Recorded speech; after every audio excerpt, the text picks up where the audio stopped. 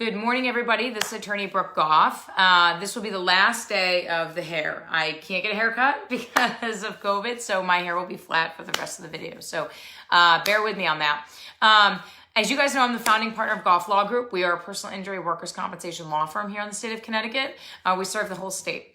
I do these videos because it teaches, right? And I think as lawyers, we should teach, we should educate and allow people to hire attorneys because they want to hire us, not because they necessarily need to, right? That's the best relationship you can have with somebody. So what I like to do is I do different segments. So I do workers' comp, I do car accidents, I do slip and falls, you name it, I've covered it. And I listen to you guys, and you guys last week I did a car accident one, and somebody said, well, can you do another comp one? No problem, sure. And I try to break them all down so it's not like repetitive and you're not always seeing the same ones, right? So today we're gonna do workers' comp because that was the request that came through, but I'm gonna talk to you about it as if it were a client's case, right? So poor John Smith, I've had him have so many injuries because that's who I always use for an example. But what we're gonna do is we're gonna take the story of John Smith and then I'm gonna tell it from a workers' compensation perspective, all right? So I'm gonna talk to you guys about what happens and what he needs to do and what the case looks like from an attorney's view, all right? So let's talk about John. Let's say John works in a factory here in Connecticut. John is at work. He's in the factory. There's a piece of machinery, something leaking fluid. He walks in. Unfortunately for him, he slips and he falls on whatever the fluid is that was there. And he hurts his knee, ends up finding out it's a torn meniscus, okay? So let's talk about how we get there. So he slips and falls, okay? So let's say he's in there and his boss is not available and he doesn't have a real way to reach his boss because his boss comes in and out. Well, the first thing he needs to do if he has a serious injury is call 911. Normally, John is usually pretty economically reserved, okay? The thought of a medical bill from an ambulance trip or a hospital visit really scares him. But he remembered he saw my video and I told him, don't worry, that's a workers' compensation expense and that bill will be paid by workers' compensation. But you got hurt at work, right? So the ambulance bill, the hospital bill, don't try to limp into your car, get in your car, drive yourself to the hospital or drive yourself home. Workers' compensation is in place. They will take care of this, right? That's what the insurance is for. However, if you limp to your car and you get in there, they can try to claim, look, the injury might have happened at work, but it got worse because he limped and therefore maybe we're not on the hook for the whole thing. Be smart, guys, okay? You fall, you hurt yourself, get to the hospital. Your medical attention is most important. Let's say you get to the hospital, tell a couple of the people that are there, if there's anybody else there, I got hurt. If not, after you hang up with 911 to get an ambulance, call, okay? Call and your boss, call somebody. This isn't a secret, guys. Don't keep it from them. You're not gonna get fired for it. Let them know what happened to you. I fell on liquid at work. Do not try to make up a cockamamie story about how you weren't hurt or how it happened somewhere else, and then because you're going to end up finding out, I've had this happen, that let's say it's a serious injury and you have no way to pay the bills. Now you want to tell the truth months later, and guess what? Nobody believes you, right? Because obviously you should have told the truth in the beginning. Be consistent. This is what happened. Poor John slipped and fell on liquid coming out of a machine. Big deal. He hurt himself. He went to the hospital. He's getting medical care, okay? So he's now notified his employer, which is what you need to do, all right? He's notified his employer and he's got medical attention. All a win. The hospital says you have to be out of work for 3 weeks and see an orthopedic. Fine. So guess what? John has his choice of physician. Because that's, unless you work for certain companies, Yale New Haven, Harvard Healthcare, are a couple of them, you get to choose your physician, whoever you want. It's a wide open range, guys, out there, okay? So choose who you want to use. You want to use a doctor from here, your sister's doctor, your brother's doctor, your sister is a doctor, I don't know. You can go to who you want. That's your right. Don't let comp tell you otherwise. That is your right, okay? So John's now been transported home. He's found out he had a meniscal tear. They repaired it at the hospital. He had a surgery. He's going to be out for 8 weeks, right? That's fine. So what is John to do first? Well, I did skip a part, guys. When John is on the floor because he can't walk because of his knee, he should take some pictures. You should snap a couple pictures of what caused him to fall. The liquid on the floor, maybe the liquid on his pants, whatever you can see. He should snap pictures. Don't take selfies. People don't need selfies, okay? Unless you have an injury to your face. take a picture. If you have like a really bad injury, a bone sticking out or something, take a picture of that too. But other than that, do not take selfies if you're sitting on the floor like this, because this is not going to do anything for you. This is, I'm celebrating I got hurt at work. Don't do that, all right? Take pictures of the surrounding area. Take pictures of the floor, where he fell, what caused him to fall, the machine leaking if he can see it. Don't be creepy about it, but just take the pictures, okay? Because you may need those later, especially if the employer says nothing was leaking. I don't know what he's talking about. So, fine. All that's happened. Now he's home and he's like, what am I going to do for 8 weeks? I'm going to tell you what he's going to do for 8 weeks. And we're going to pretend here that John, that he just knows everything because he studies all my videos. And let's just say he's an ex-workers' comp attorney, so he knows what he's doing, right? So John's going to first go to the workers' compensation website, Connecticut, and he's going to print out what's called a 30C form. And he's going to fill that out, right? He's going to answer all the questions. He's going to not send it regular mail, though. He's going to send it certified, because you need to send it certified. You need a return receipt, okay? So he's going to send it to the nearest workers' compensation to where he lives or to where he got injured. And he's going to send it to the employer certified. Fine. Isn't that great, guys? So he's already done step 1 of this whole thing, right?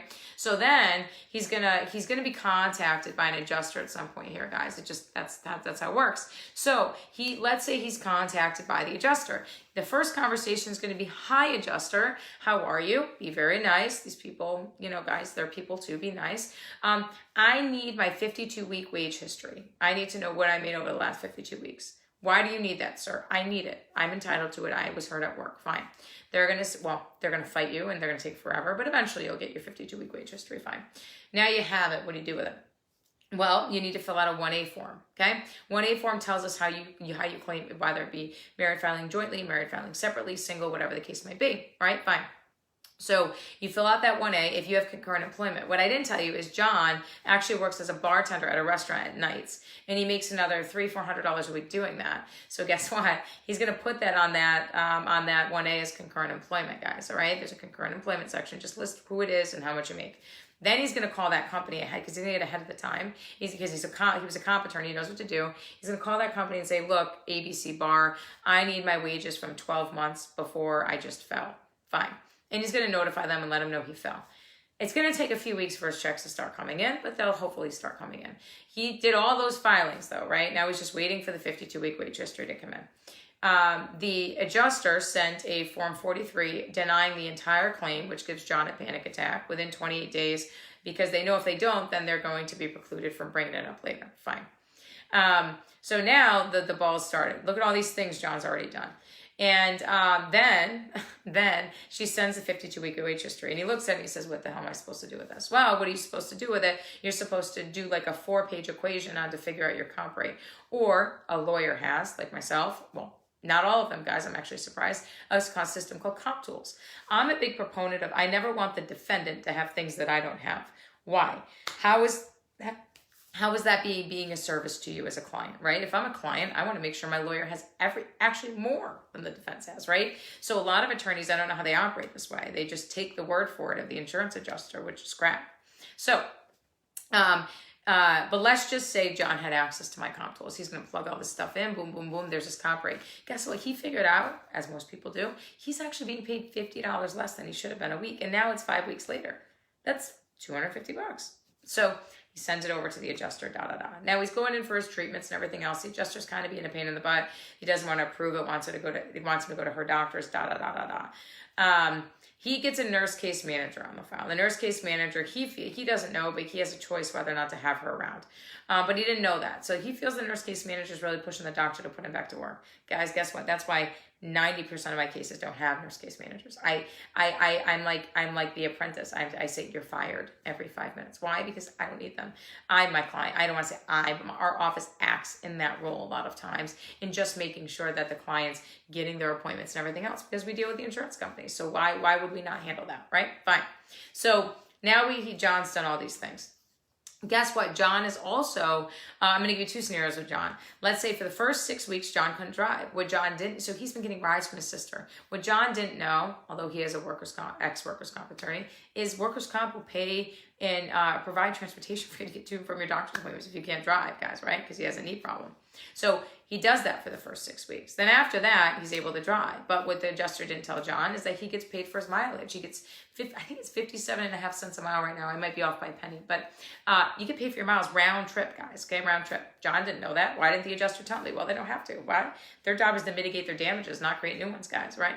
So now John's filed a 30C, a 1A. He's confirmed his comp rate. He's been paid the back benefits. He hasn't had to have a hearing yet, although the adjuster's starting to upset him with his medical treatment, paying his bills. And now John is just treating, right? So his doctor says you are light duty, right? This is 12 weeks out. John says to his employer, I can come back light duty. And the employer says, I don't have any light duty work for you. Okay, so John just says, okay, well, then that's fine.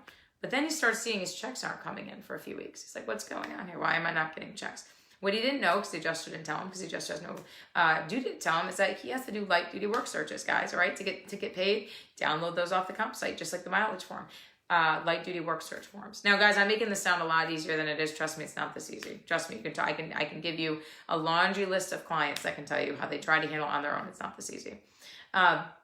So he downloads, he starts doing light duty work searches. They start auditing his light duty work searches. They start finding that they don't like them. So they decide to just arbitrarily not give him checks, and John doesn't really know how to move for a hearing. So he's not getting checks for a while, right?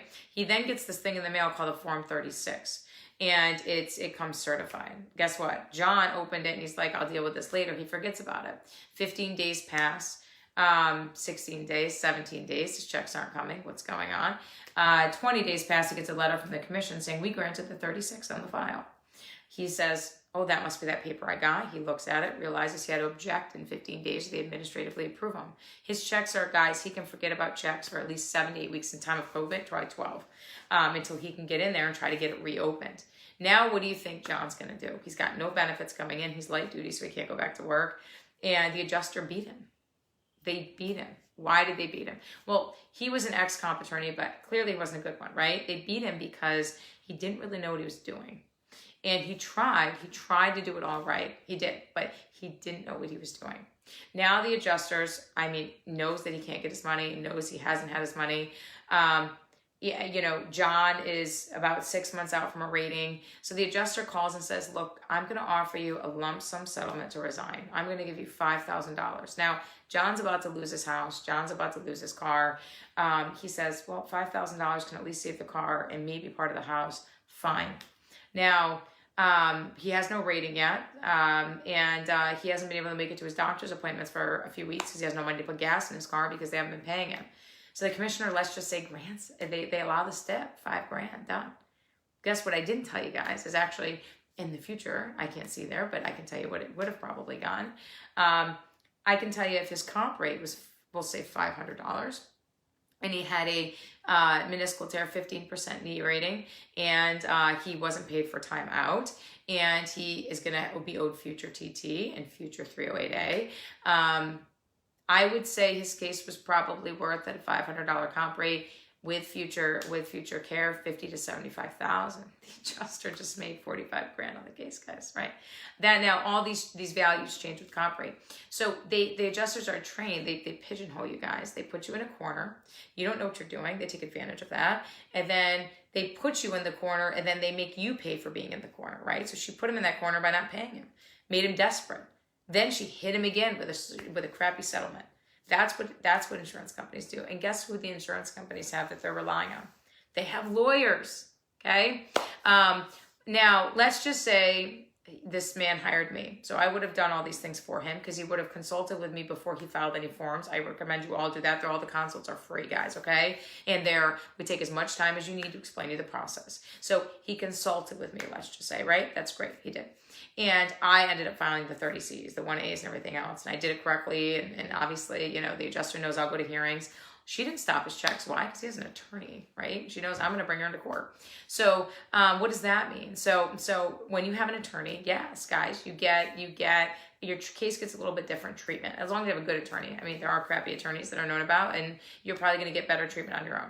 But with a good attorney, they're respected. That's how this process works. Okay, guys? So Let's just say she didn't stop paying him, right? Fine. He's doing light duty work searches. Why? Because I told him to, because that's my job, right? He's been doing miles from the beginning. Why? Because I told him to. Now, let's say he makes it through that 6 months. Job still can't take him back. We go to the doctor and he gets a rating of a 15%. We send a Form 42 to the doctor's office. We do that. The doctor rates him. I send that to the insurance company and I say, you owe my client X. Is there any interest in settlement if my client's interested in resigning from his position?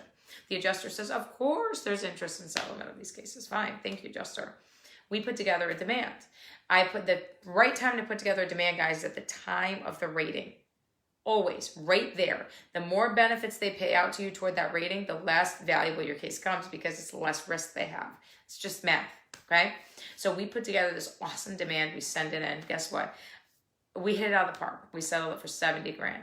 By the way, guys, this is a true story. So let me tell you, what would have happened to John is he would have gotten one of these nominal settlements, had been very frustrated, lost everything that he wanted to have, including his job. Or he can have the choice. You have the power, guys, when you have a lawyer. You have the power. The insurance company can't take that from you. You're sitting in my seat and you're calling the shots. I want to go to this doctor. You owe me for these miles. These are the things. And this isn't your employer. This is an insurance company, guys. You're not bullying your employer. But insurance companies are notorious for putting you in bad positions and making you pay for it. And they have a whole slew of lawyers that are advising them behind them. But you're on your own. How is that fair to you? It's not. You're up against a whole pack of lawyers and you don't even know it, right? So if we settle John's case, guess what John didn't know, guys, right? Let's say he was done with this factory stuff anyways. His dream was to be a, I don't know, HVAC technician. And let's just say it doesn't require, it's around his restrictions of his knee. What he didn't know is that the workers' comp, by resigning, by settling the case, he got this big lump sum, right? And resigning, he gets 2 years of education, right? So they're going to pay for him to go to HVAC school for 2 years. Isn't that great? How much did I make on this case? I made 20% of what I say I sold it for, 70, 75, 20% of that. 20%, let's say, of $70,000. I can't do the math on the top of my head. 10, 20, that's 12-ish. 12, 14 maybe, 14,000. So let's just say it is 14,000, right? So let's deduct 14,000 from 70. That's $56,000. $56,000 is a ton more than 5. Don't you guys agree? Right? And no aggravation. My fee always pays for itself. That's how it works. Now, good attorneys' fees pay for themselves. If you don't have a good attorney, if you don't have a good feeling about it, go with your gut. You know, that's the way you have to do it. It's always the way it has to be done. All right. So I also tell people, choose a workers' comp attorney that also does personal injury. They should do both. Why? You want them walking into your comp hearing as if they're trying a court case in front of a jury. That doesn't happen in comp, but you want your attorney prepared to do that and ready to do it. And you want an attorney that's done it, that's not afraid of anything, that's ready to slay the dragons right before your eyes, right? That's what you want. And you want an attorney that has good rapport with people. You want somebody that's aggressive, but respectful, that knows the commissioners, knows other counsel, can crack a joke with them, and at the same time, I don't want to say yell at them, but disagree with them at the table. You want somebody that has energy, that is not washed out, and somebody that is ready to fight for you, a fighting team. Okay, so that's what my team brings to the table. My attorneys all bring it. During the time of COVID, guys, we've grown by 2 lawyers. Fantastic. We're going to be 3 soon. So this is awesome time for us. And we grow because of all of your support. So thank you. So you have a comp injury. How do you reach me? 203-399-0000, extension 1. Or you can text me, 203-399-0000. Or you can email, right? Email Brooke, BROOKE, at Goff, GOFF, lawgroup.net. Check out my videos. We have a YouTube channel too, but check them all out on Facebook. They're all here. We do bacon sips every week, and we do a little personal injury chatter there, so you can get some good recipes. Because yes, people, I'm human. I'm not just I'm not a stuffy suit. I'm a human being. What else can you do? Oh, and check out our website, right? We have this awesome website. I always keep it hip, cool. It's my personality. You guys want to get to know me? Look at my website. Come to my offices, actually. You can get to know me a little bit. My offices, when COVID is done, will be open to meet with clients, but we have a phase out plan in place, and we'll be announcing when that's happening. Until then, we're doing Zoom meetings. That's what we're doing, just like this. human beings, right? Talking to another human being. But check out our website, www.gofflawgroup.net. All right, guys, take it easy. Be safe on the roads. I'm very busy with car accidents, which means you guys are not being safe.